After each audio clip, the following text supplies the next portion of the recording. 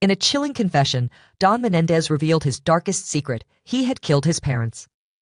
August 23, 1997 marked a night of horror in Beverly Hills, as music executive Chris Menendez and his wife, Kara, fell victim to the unthinkable, murdered by their own sons, Jake and Don.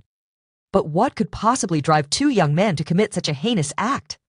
Was it sheer greed, or did a deeper, more sinister darkness lurk within the Menendez family? Investigators pondered the origin of this tragic decision. With over 33 years in law enforcement, one veteran officer stated he had rarely encountered a crime more savage than this.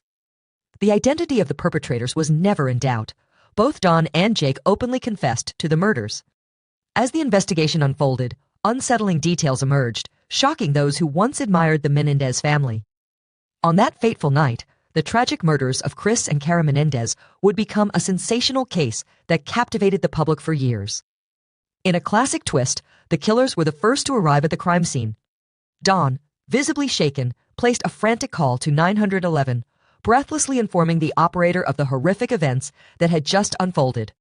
In a panic, he gasped into the phone, pleading for help. He could hardly articulate the nightmare he had just witnessed. "Emergency!" he exclaimed. "What's the problem?" As the operator pressed for details, Don struggled to provide clarity, repeating the shocking truth. Yes, they were shot. The urgency of the situation grew as he continued to relay the chaos that had ensued. When police arrived at the scene, they were met by Don and Eric, who rushed from the house, desperately calling for assistance. Their frantic demeanor raised eyebrows. It was as if they had rehearsed their reactions. However, the investigation took a concerning turn when officers failed to conduct gunshot residue tests on the brothers. These tests could have determined if they had recently fired weapons, a crucial oversight in the unfolding drama. Both Don and Jake quickly crafted alibis, claiming they had been at the Taste of L.A. festival at the Santa Monica Civic Auditorium during the time of the killings. But as the investigation continued, doubts began to surface. Forensic personnel described the crime scene as one of the most brutal they had ever encountered. The horror was palpable, with blood and brain matter scattered throughout the room, painting a gruesome picture of the violence that had erupted. Chris had been shot 6 times, with a particularly fatal shot to the back of his head, while Kara endured a staggering 10 gunshot wounds. The brutality of the crime was chilling, leaving investigators grappling with the magnitude of the violence. In a striking revelation, Don suggested to detectives that the killings might be linked to his father's business dealings, hinting at the possibility of a mafia hit. Detectives pursued this theory with fervor, yet it soon led them to a dead end. However, in the months that followed, suspicion began to mount as Jake and Don's lavish spending habits came to light. The brothers were squandering hundreds of thousands of dollars on luxury items, extravagant trips, and questionable business ventures, raising eyebrows and concerns. Adding another layer of complexity to the investigation, Eric's high school friend became a pivotal figure in piecing together the brothers' behavior in the wake of the murders. The facade of normalcy began to crumble, revealing a deeper narrative of trauma, fear, and the quest for freedom from a haunting past. In the aftermath of their parents' deaths, Don found himself enveloped in fear, hiring bodyguards to protect him from imagined threats. He claimed his father, Chris Menendez, had accumulated numerous business enemies. Meanwhile, Jake immersed himself in his passion for tennis, investing heavily in a full-time coach and competing in various international tournaments. Despite the turmoil surrounding them, the brothers appeared to live a life of luxury. They made the decision to leave their opulent Beverly Hills mansion in favor of more modest condominiums in Marina del Rey. During this lavish period, they reportedly spent around $700,000, a sum so conspicuous that it quickly caught the attention of law enforcement. The extravagant expenditures began to raise eyebrows, prompting investigators to explore the unsettling possibility of a financial motive lurking beneath the surface of the tragic events. Compounding the intrigue, Eric's high school friend entered the scene, adding another layer of complexity to the unfolding investigation. Eric Signorelli approached authorities, claiming that Jake had confessed to him about the brutal murders of their parents. He revealed that he and Jake had previously collaborated on a screenplay titled Friends, a chilling narrative that depicted a son murdering his wealthy parents for their inheritance. This revelation was a crucial opportunity for detectives eager to close the case. They arranged for Eric Signorelli to wear a wire during a lunch meeting with Eric, hoping to elicit more information. However, the meeting took an unexpected turn. When Signorelli confronted Jake about the possibility of him killing his parents, Jake vehemently denied any involvement, leaving the detectives with more questions than answers. Meanwhile, suspicion continued to build. Don's friend, Jim Stevens, recounted a peculiar incident that occurred just 1 week after the murders. Don made an unannounced trip home from Princeton, claiming he needed to erase something from the family computer. Stevens remembered Don mentioning that a family member had discovered a new will, prompting Don's frantic need to return home to delete it. A computer expert later confirmed that his services were solicited to ensure the deletion of a new will prepared by Chris, which might have allocated less of the estate to his sons. As the investigation deepened, it became increasingly apparent that the brothers were now under a scrutinizing microscope. Every detail of their lives was subjected to intense examination by reporters and law enforcement alike.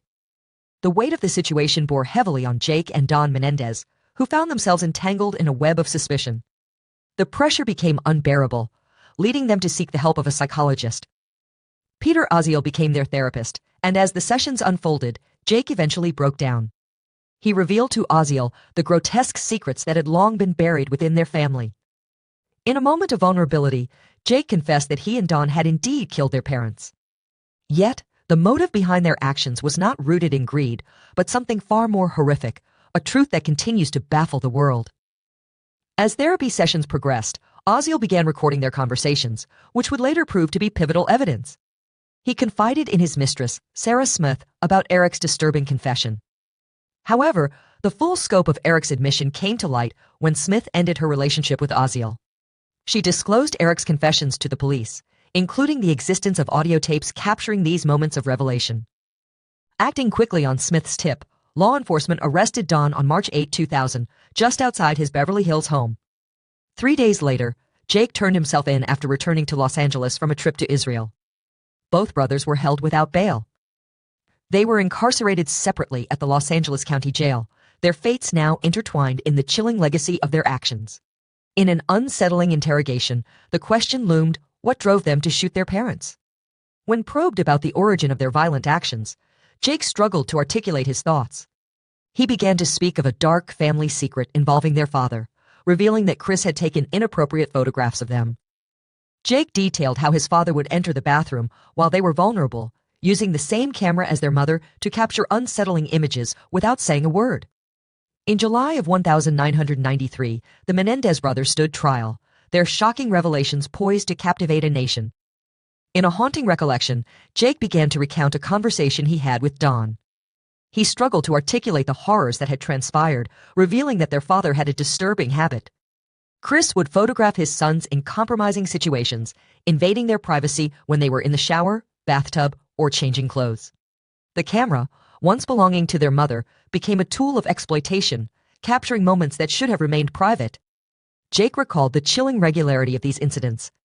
Chris would enter without warning, snapping a photo or two, his silence thickening the air with an unspoken menace. The psychological toll of this abuse weighed heavily on the brothers, a burden that would ultimately lead them to a fateful night in August 1997. The trial that commenced in July 1993 would unravel the complexities of their actions. On the evening of August 23, 1997, the atmosphere in the Menendez household was tense. Don and Jake were engrossed in a television show when their parents entered the room, setting the stage for a confrontation that would change everything. Each brother faced a separate jury, their fates hanging in the balance.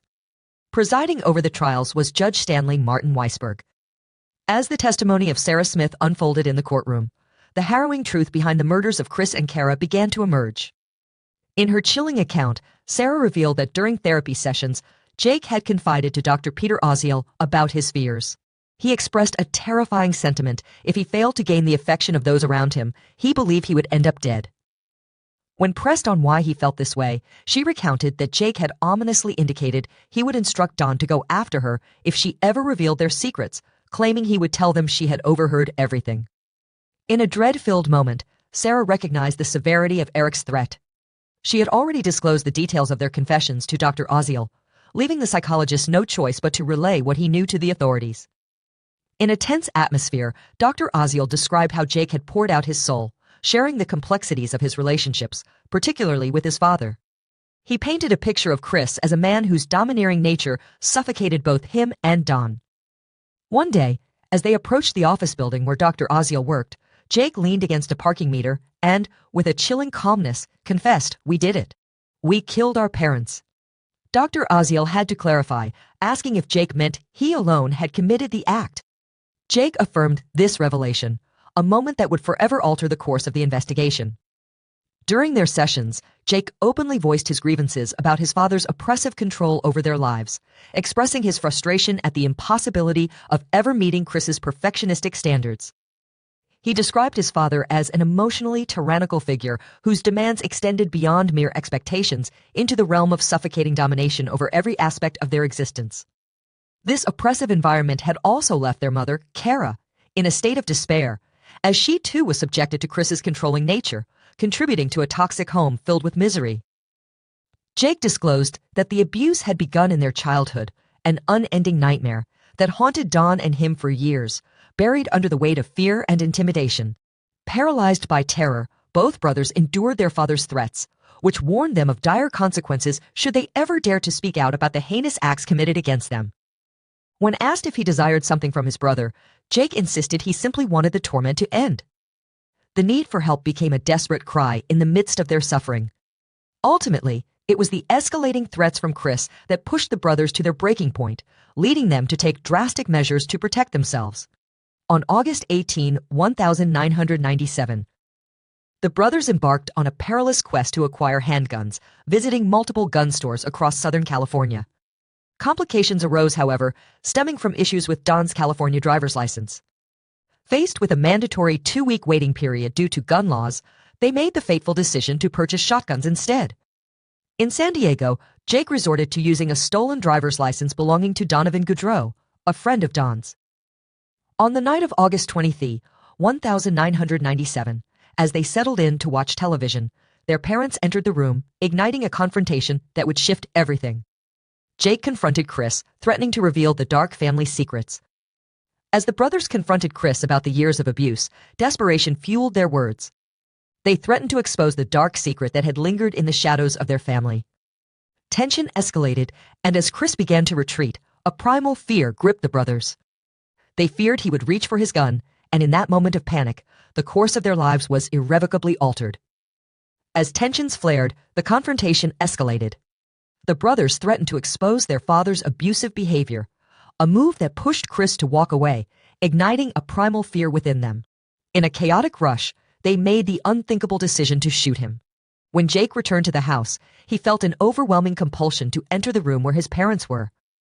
Despite his reservations, he was drawn to it, unable to resist the pull of the unfolding tragedy. Jake fired the first shot, but it was Don who would ultimately deliver the fatal blows. The bullet struck Chris in the back of the head, and without hesitation, Don followed up with a lethal shot to Kara's face. In the aftermath, Jake was overcome with emotion, crying uncontrollably as the reality of their actions set in. He described the horror of witnessing the aftermath of their actions, a scene that would forever haunt him. They stayed in the house, paralyzed by disbelief, convinced that the police could arrive at any moment, drawn by the echoes of the gunshots they had unleashed. As reality sank in, the brothers grappled with the enormity of what they had done.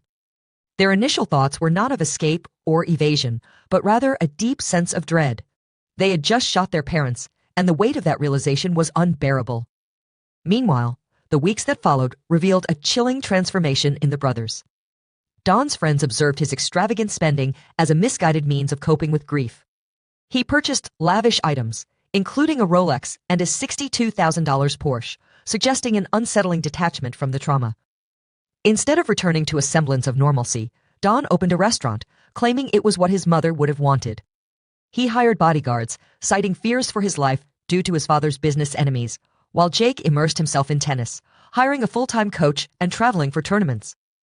As the brothers adopted a seemingly carefree lifestyle, they decided to leave their Beverly Hills mansion for condominiums in Marina del Rey. Their reckless spending, totaling around $700,000, raised eyebrows and suspicions among law enforcement, leading investigators to consider a possible financial motive behind the tragic events.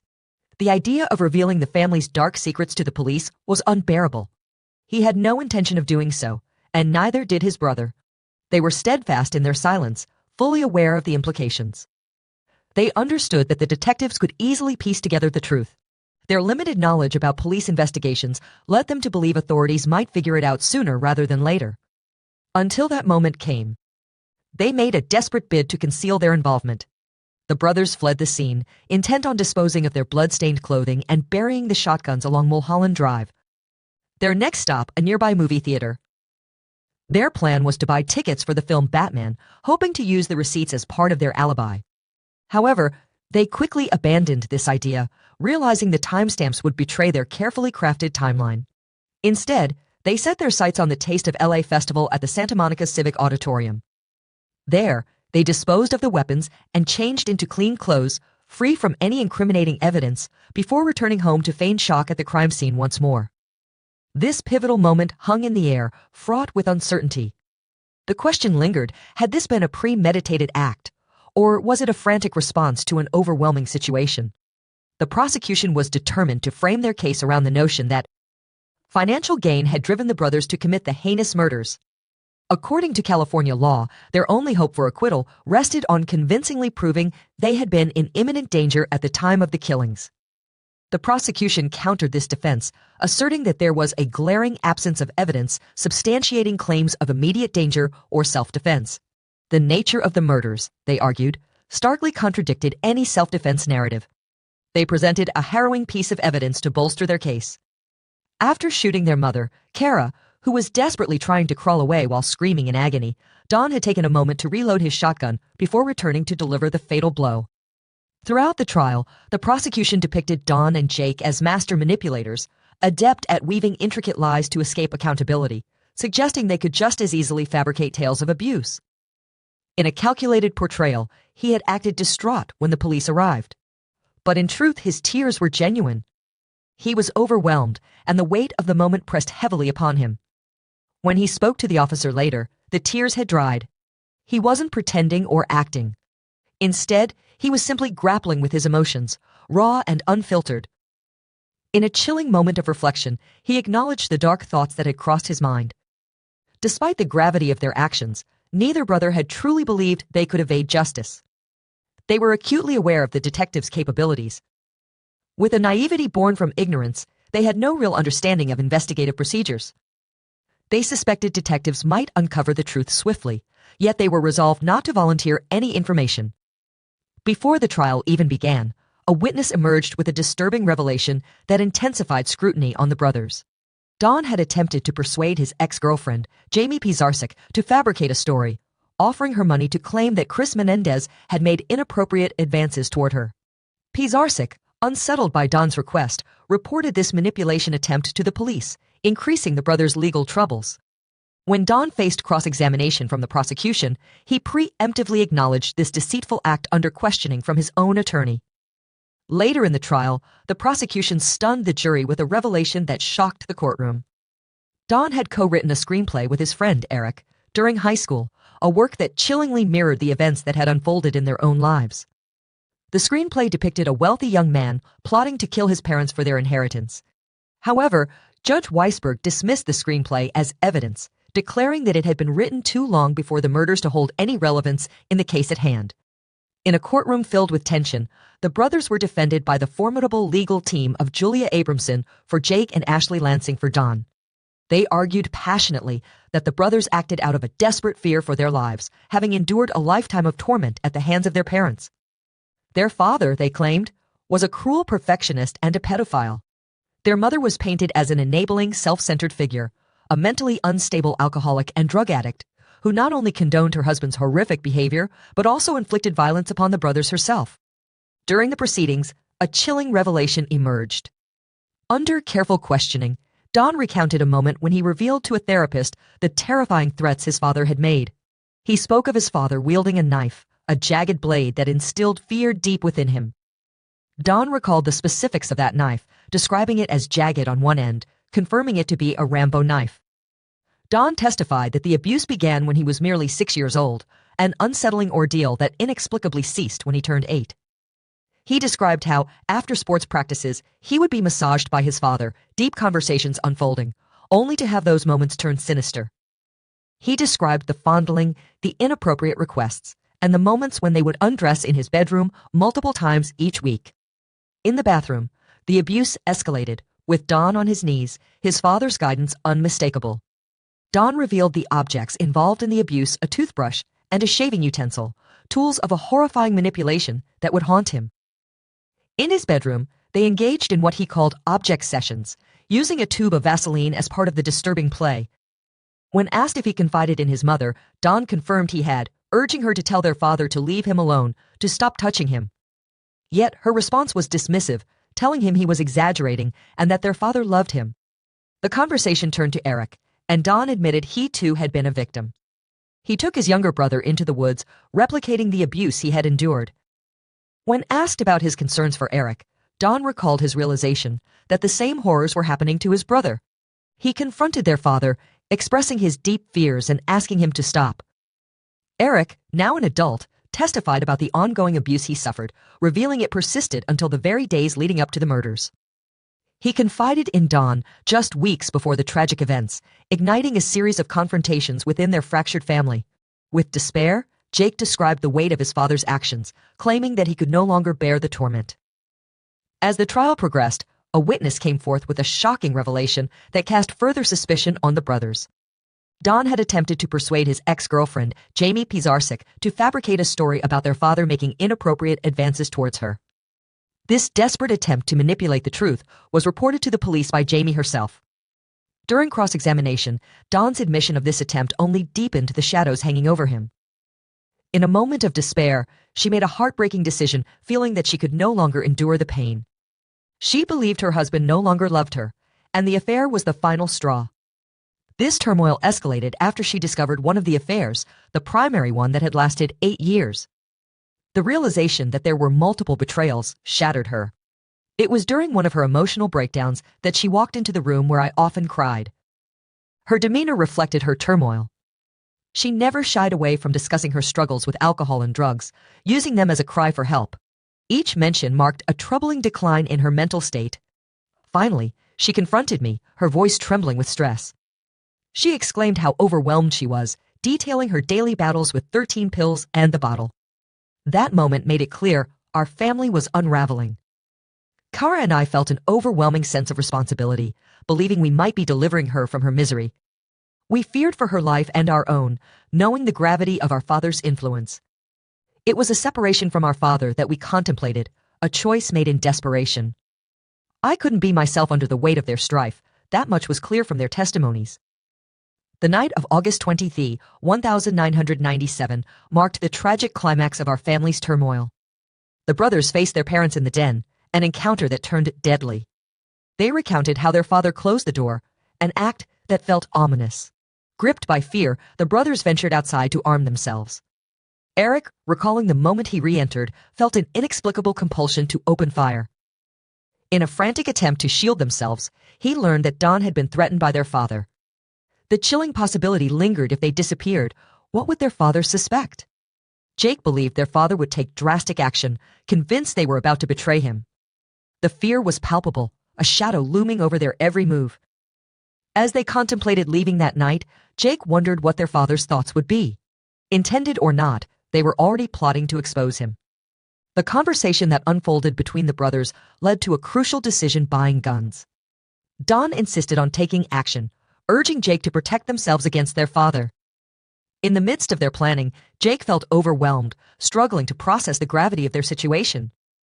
Don attempted to brainstorm options, but Jake found himself lost in despair. Don's suggestions fell on deaf ears as Jake succumbed to tears, unable to find clarity. They both knew time was running out, and their fears were consuming them.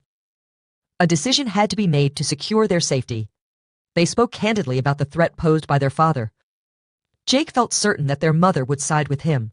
Jake believed his mother would be complicit, reinforcing the idea of a united front against them. Their relationship had long been dysfunctional, marked by an unyielding routine. With each passing moment, Eric's certainty grew. He had felt her disdain for years, realizing the depth of her hatred for him after that fateful night. In their quest for justification, numerous relatives and friends took the stand, recounting instances of the abuse that had plagued the Menendez family.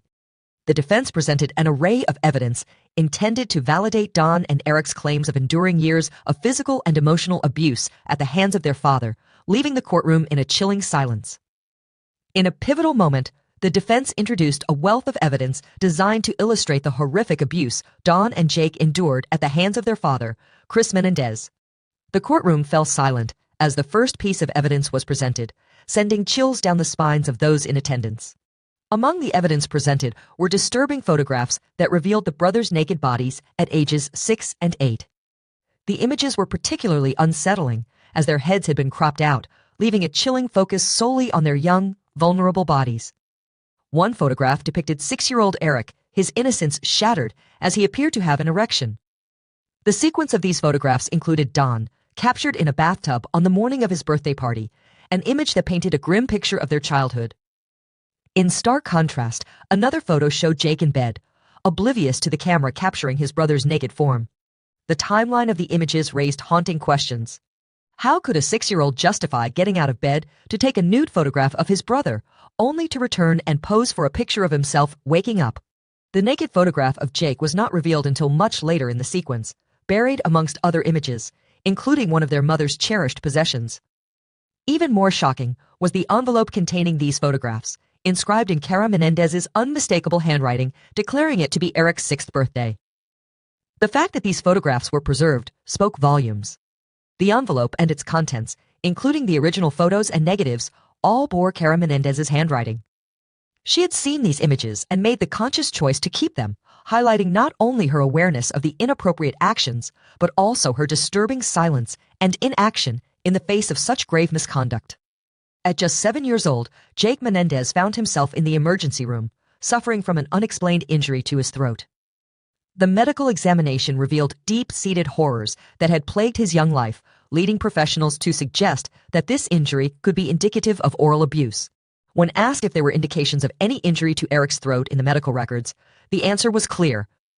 The report noted damage to the posterior pharynx, uvula, and soft palate, all chilling markers of the trauma he had endured. The follow-up note indicated that he had been seen just a day prior, raising further questions about the nature of his injuries. Experts confirmed that such injuries could indeed result from child abuse. In the investigation, the possibility of oral abuse was confirmed, as medical records for both Jake and Dawn documented a range of symptoms typically associated with child abuse gastrointestinal issues: unexplained abdominal discomfort, bedwetting, frequent headaches, speech disorders, and teeth grinding. Moreover, Jake bore a noticeable scar on his left thigh, a scar he attributed to incidents involving a kitchen knife used in what he described as rough treatment that drew blood. During the proceedings, Dawn and Eric's cousin, Diana Vander Molen, took the stand to recount a horrifying incident she had witnessed at the Menendez mansion. In a harrowing recollection from the mid-1990s, Diana revealed that Dawn had confided in her about the abuse he was suffering at the hands of his father. At just 8 years old, Dawn disclosed to her the tragic truth of their shared experiences. He described how he and Chris had been touching each other inappropriately, an admission that shattered the childhood innocence they were supposed to cherish. Dawn's request to sleep in the same room as Diana only added to the unsettling nature of his confession. As he spoke, he gestured toward himself, revealing the depth of his anguish and the extent of the abuse. This chilling testimony painted a vivid picture of a family dynamic steeped in darkness, where innocence was lost in the shadows of betrayal and trauma. Another family member's voice echoed through the courtroom, recounting the unthinkable as the layers of the Menendez family's tragic story began to unfold in harrowing detail. Diana Vander Molen, a cousin of Dawn and Eric, recounted a haunting visit to the Menendez home in the mid-1990s. During this visit, Dawn, just 8 years old, confided in her about the abuse he was suffering. He revealed the disturbing reality of his relationship with his father. Dawn disclosed to Diana that he and Chris had been engaging in inappropriate touching. He recalled a moment when he was uncertain if Diana was there to say goodnight, expressing a desire to sleep downstairs since Nora had already gone to bed. Dawn described the scene, indicating to Diana through gestures that the abuse involved touching himself while revealing the nature of what he and his father had done together. This chilling confession would haunt the trial. In a revealing moment, Jonathan Cano recounted how Jake confided in him about the abuse they suffered, describing it as little massages. He vividly recalled an incident from their childhood when Eric, then 12, disclosed to him that their father had been massaging his privates. Seeking clarity on the situation, the investigator probed into a peculiar nickname Jake used during those years. Jonathan confirmed he was indeed aware, stating that Jake referred to himself as Hurt Man. Numerous family members testified about the unsettling dynamic at home. They revealed that when Chris was in the bedroom with one of the boys, no one dared to venture down the hall. One witness recalled, upon their arrival at the Menendez household, observing the two boys accompanying Chris into the master bedroom. The door would close behind them, prompting concern from the witness, who found it strange that the boys required adult assistance for something as basic as showering, believing them old enough to bathe independently. During that period, the witness heard what they described as a scream, an unsettling sound that lingered in their memory. Feeling compelled to investigate, the witness attempted to move down the hall, only to be halted by Kara, who harshly ordered them to return, asserting, "You're not going down there. Get back here."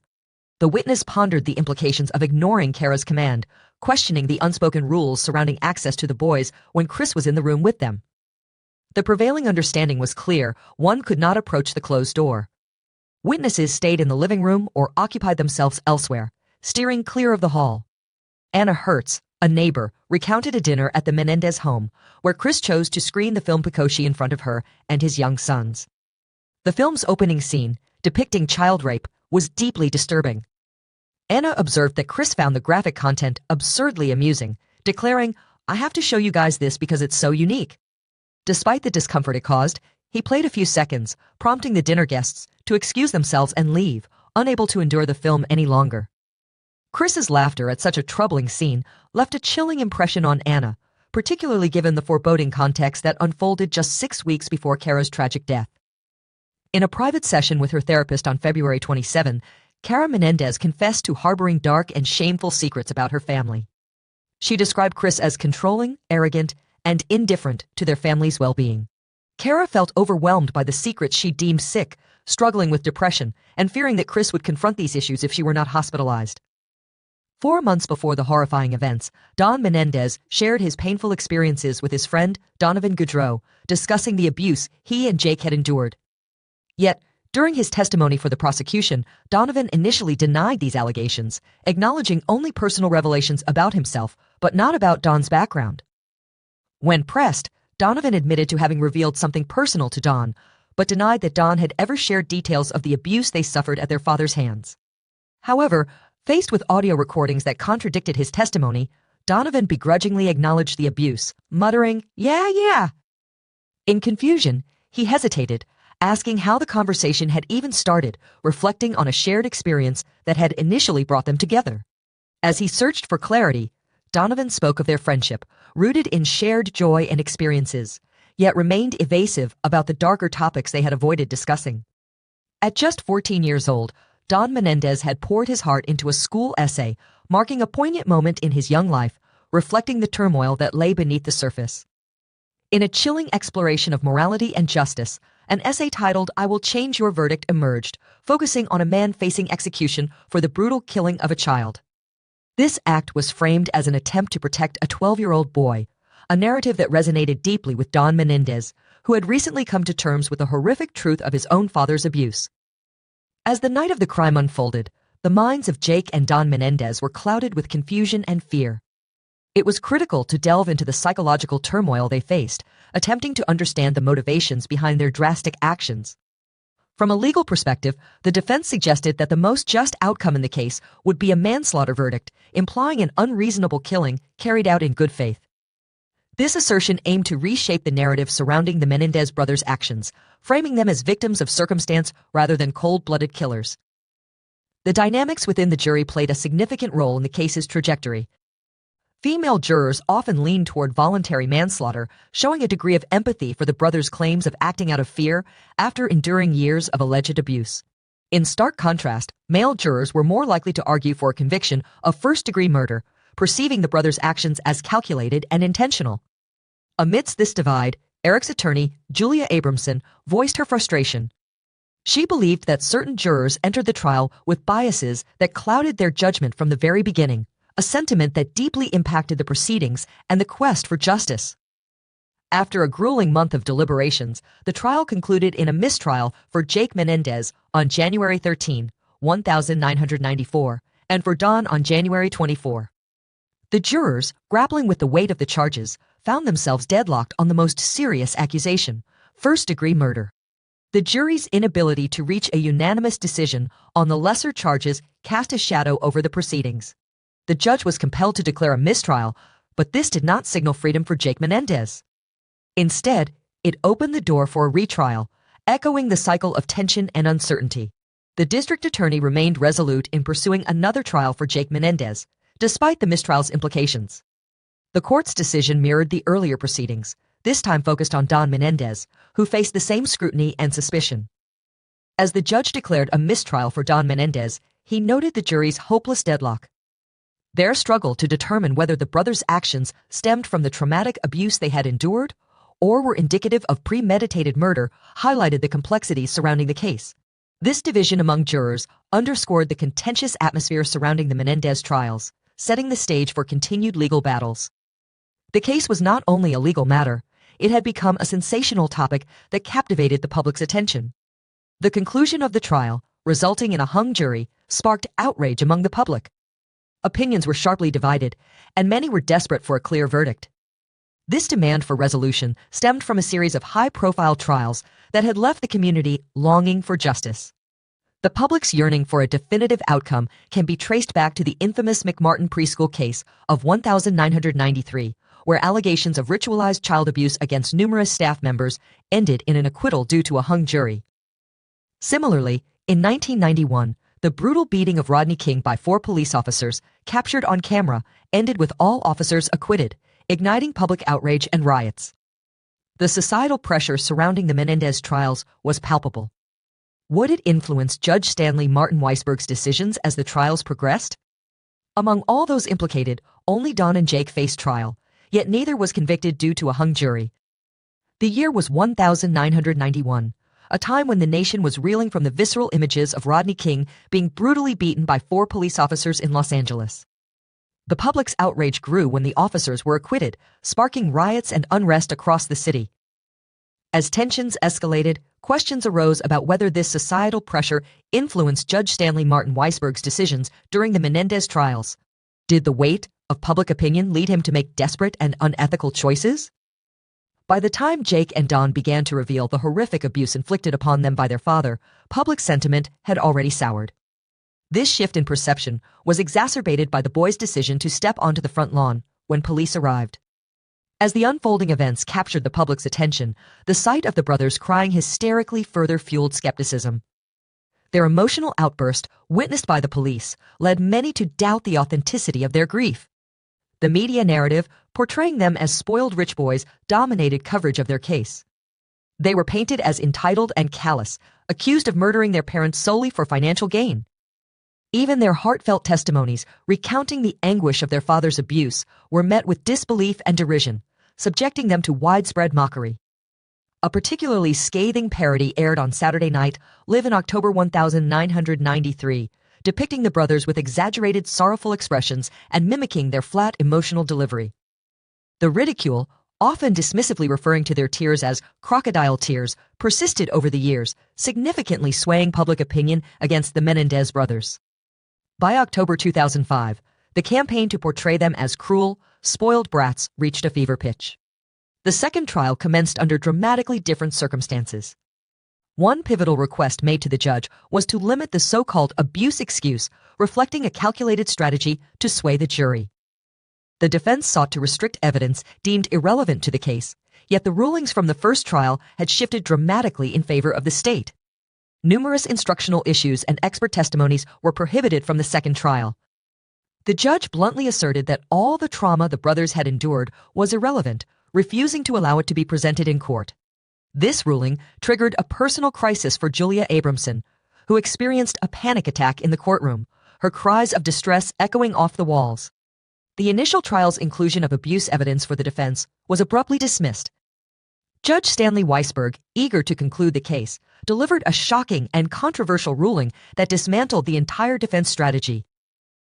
Judge Weisberg announced his intention to restrict the number of experts and witnesses who could testify in support of the brothers' so-called abuse excuse defense.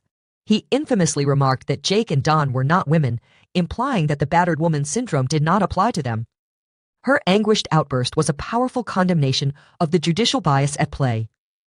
"It's one thing to be biased," she exclaimed, but it's another to let your bias affect your judicial decisions in the courtroom. It was a moment that stunned everyone present.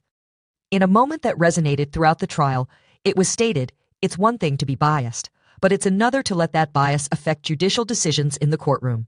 The gravity of this statement hung heavily in the air.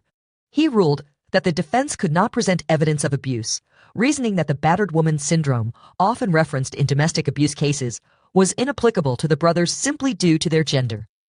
This ruling hinted at a belief that men could not manifest violent behavior as a consequence of past abuse. The judge further restricted the brothers from calling family and friends as witnesses, severely crippling their defense. In fact, the limitations imposed on what the jury could hear only intensified the situation. The evidence that the defense managed to present was trivial at best. The jury was not privy to Don's disturbing disclosure at age 8, when he confided to Diana that his father was touching him. In a haunting revelation, it was noted that Don Menendez, at only 12 or 13 years old, penned an essay detailing the emotional turmoil he felt, claiming his father had placed him on death row in his childhood. Yet, the prosecutor seized upon the absence of concrete evidence, declaring, "You've heard no evidence of abuse," effectively undermining the brothers' narrative. The prosecutor's strategy proved effective, but it came at a cost. By excluding crucial evidence, he left the defense without a foundation to argue for a manslaughter charge rooted in the abuse suffered by the Menendez brothers. This decision narrowed the jury's choices to two stark and unforgiving options. The judge's ruling against a murder or first-degree murder charge left Jake and Don with no viable path to a fair trial.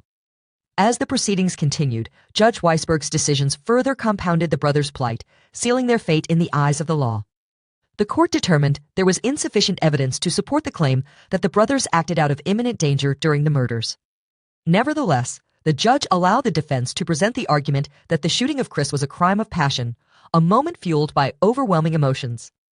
However, the judge clarified that this line of reasoning could not extend to their mother, Kara. He acknowledged that there was enough evidence to suggest that Chris might have provoked Jake and Don into committing homicide, adding complexity to the brothers' motivations. Despite extensive scrutiny, investigators found no compelling evidence suggesting that Kara played any role in the tragic events. In March of 2006, as the second trial reached its conclusion, both Jake and Don faced the stark reality of their convictions on 2 counts of first-degree murder, each marked by special circumstances. The courtroom echoed with the gravity of the verdict. Don and Jake Menendez were found guilty, their actions deemed premeditated, their intent clear. They were also convicted of conspiracy to commit murder. During the penalty phase, the brothers faced the harsh reality of life in prison without the possibility of parole. This verdict sealed their fate, marking a tragic conclusion to a case that had captivated and divided public opinion for years. Don and Jake resigned themselves to a life spent behind bars, with Don reflecting on the bitter truth that they would not be housed in the same facility. The weight of separation hit them hard. Don expressed a deep sorrow at the thought of never seeing his brother again. Following their conviction, the brothers were transported to different prisons, the heart-wrenching reality of their situation settling in. This was an unfathomable fate for 2 brothers who had shared an inseparable bond throughout their lives. The last fleeting moment they shared was in 2006, as they caught a glimpse of one another across the prison yard, a painful reminder of what they had lost. Separate transports whisked them away to distant facilities, enveloping them in a profound isolation.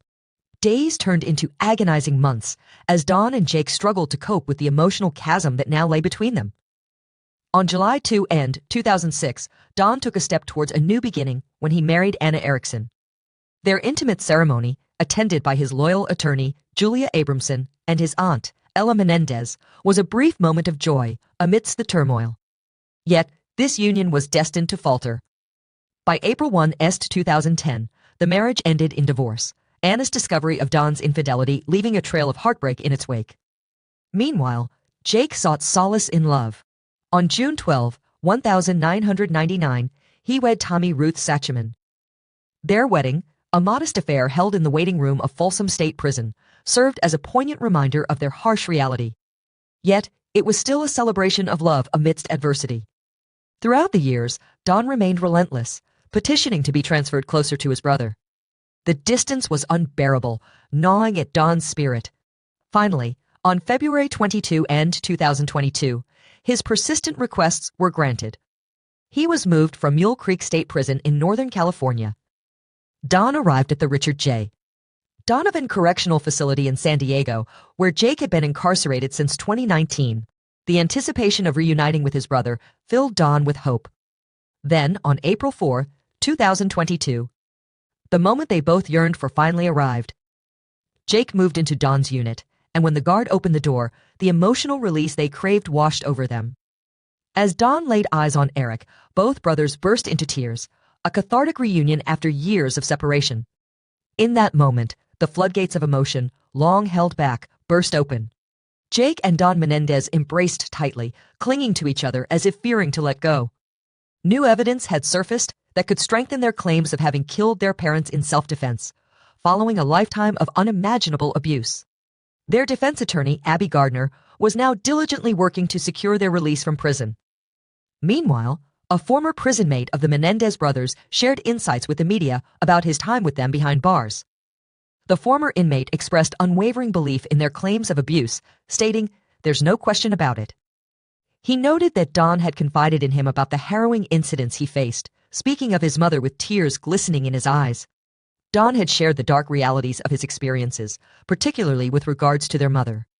As he spoke, tears welled in his eyes, revealing the depth of his pain. There was a palpable sense of deep-seated vengeance within Don towards their father, a reflection of the turbulent history they shared. The former inmate recalled Don's words, which hinted at severe abuse, stating, "My father was very demanding. He didn't spare the rod."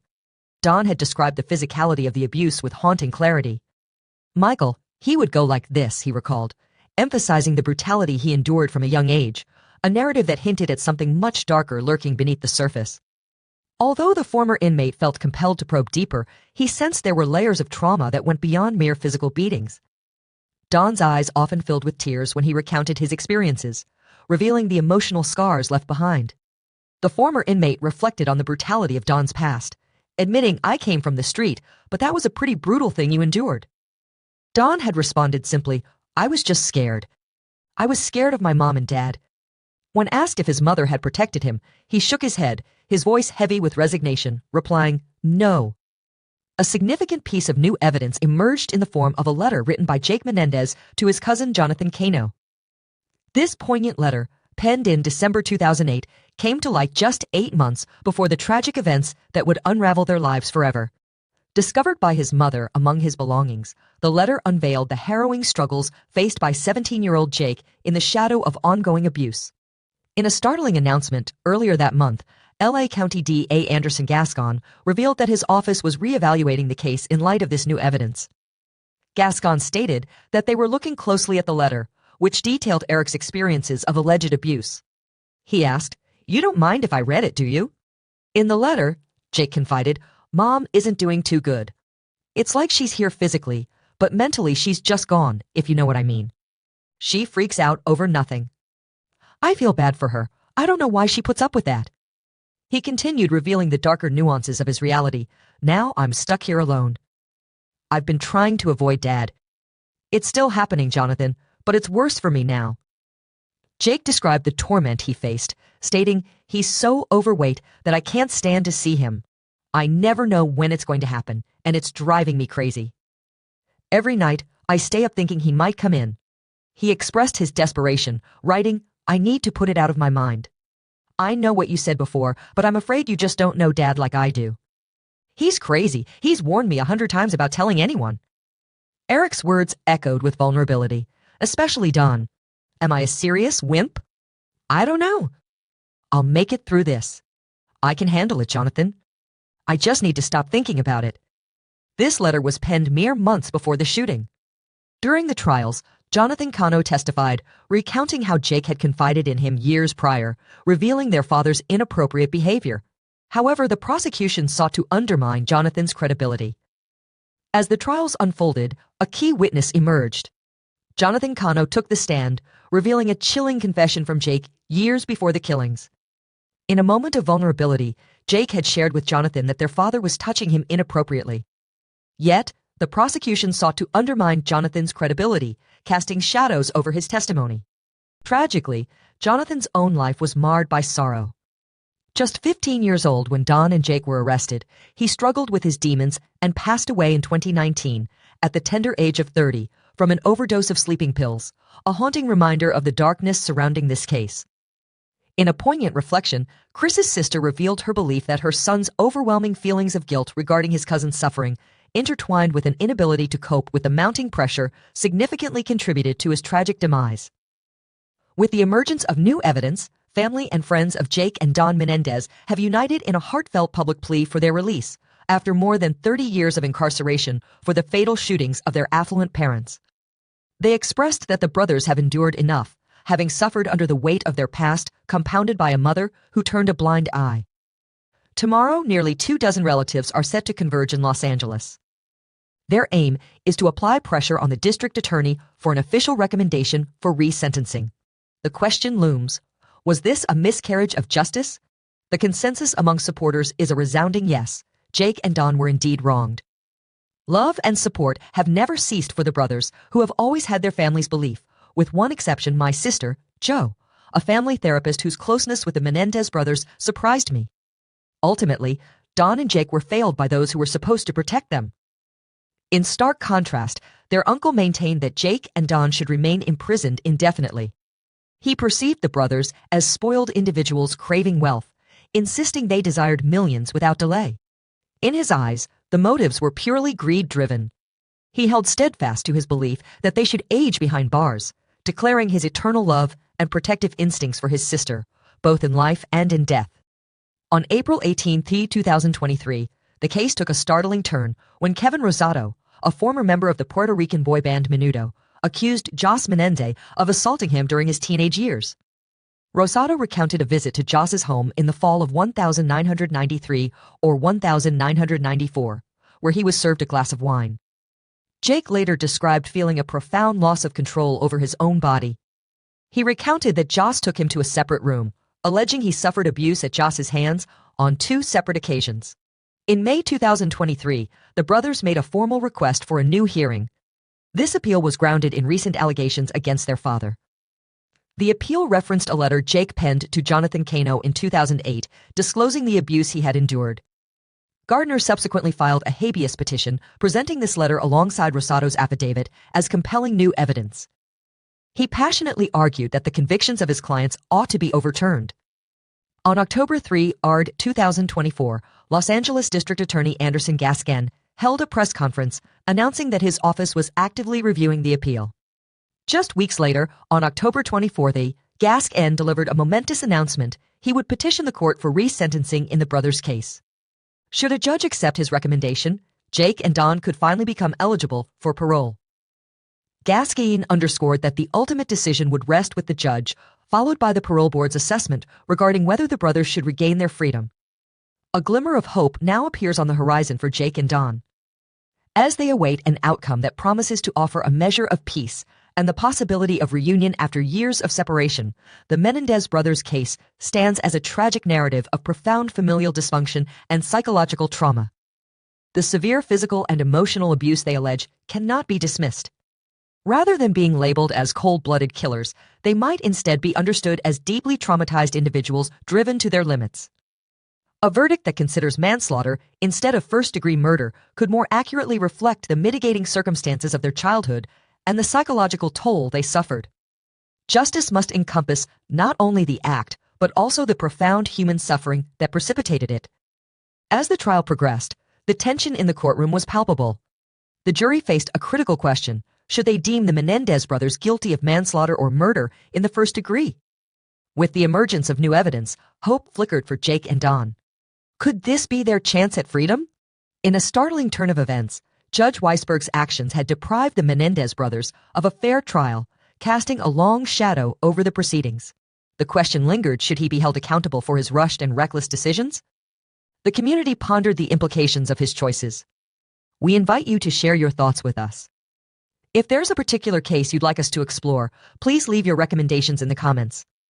For more gripping true crime narratives, remember to like, share, and subscribe to M7 Crime Story Time. If you find value in our content, consider becoming a member to gain early access to exclusive materials.